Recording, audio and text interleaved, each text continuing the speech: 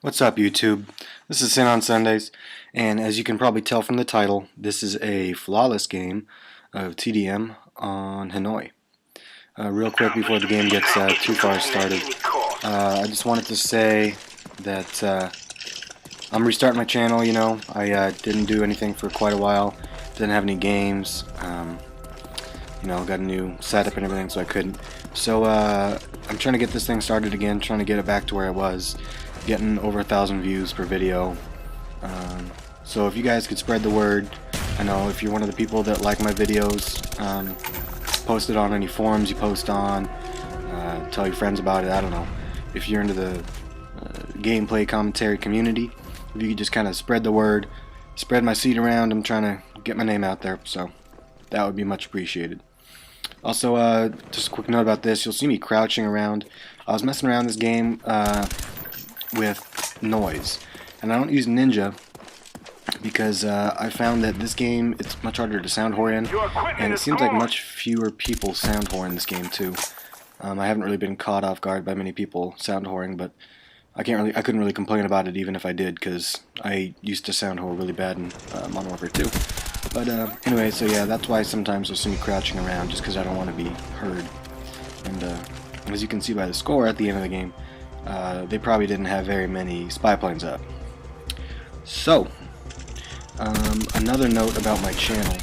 I'm not sure why, but recently YouTube enabled my account for videos longer than 10 minutes. I think I don't know if there's a limit like 15 minutes or something on there, but I can do longer than 15 minutes.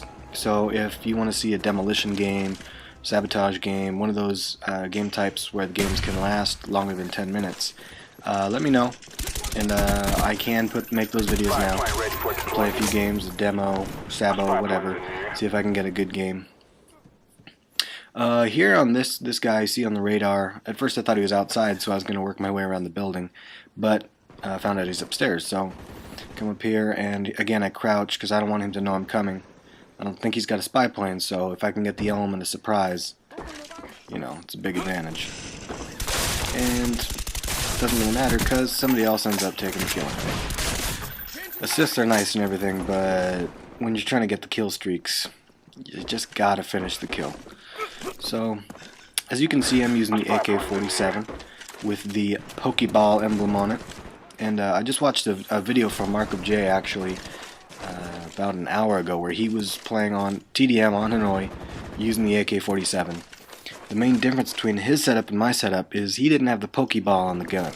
So obviously that gives my gun an extra 5 points of damage per shot, I think. And it's just more awesome, obviously.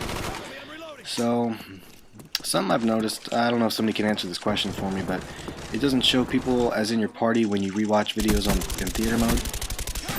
Not that it's a big deal or anything, but it seems like that would be something that you could accomplish just with different colored arrows. I'm not sure why it makes it all seem like you're not in a party, but I am. I think we're in a 5-man party or 4-man party right now. Me and a couple buddies. But like I said, this is flawless, but it's flawless score, but by no means is it flawless gameplay. I make mistakes like everybody does. I do dumb things, and well, some people would call what I'm doing up in this building camping. I'm patrolling between this door here, which is overlooking their spawn, which is awesome. I love this spot. And the other door to make sure nobody's coming up behind me because I already used up my claymore. So here you get the Blackbird. I'm running 389 kill streaks, spy plane, Blackbird, chopper gunner. Because spy plane, not everybody runs it, and you just kind of got to rely on yourself to use that spy plane to help you get to the 8th kill. So here I get the 9th, get my chopper gunner. And notice how I called in the Blackbird before I called in the chopper gunner.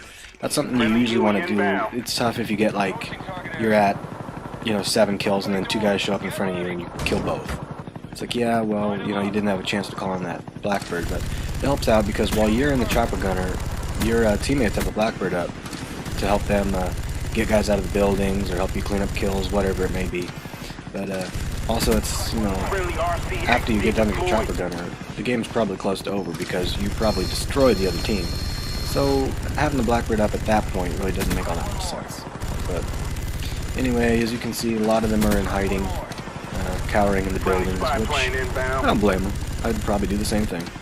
But I get a couple of those Christmas noobs that come out of the building. Well, that reminds me about this game. You know, it's flawless and everything, but it's not that impressive, really.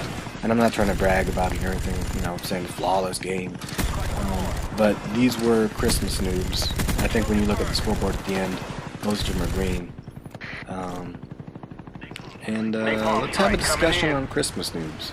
I'm sure there's probably some Christmas noobs watching this video, and in which case, don't feel offended if somebody calls you a Christmas noob, because yes, it is sort of a derogatory term, but at the same time, I mean, there's nothing you can do about it. You know, you just got the game, so don't feel bad about it. You know, people are gonna pick on you and gonna exploit your lack of experience in this game and totally dominate you, but don't worry about it.